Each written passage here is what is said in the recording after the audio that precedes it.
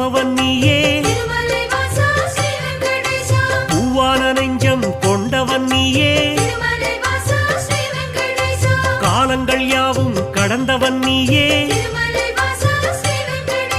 கைதொழுவோரின் காவலன் நீயே, ஞானத்தை அளந்த நாயகன் நீயே,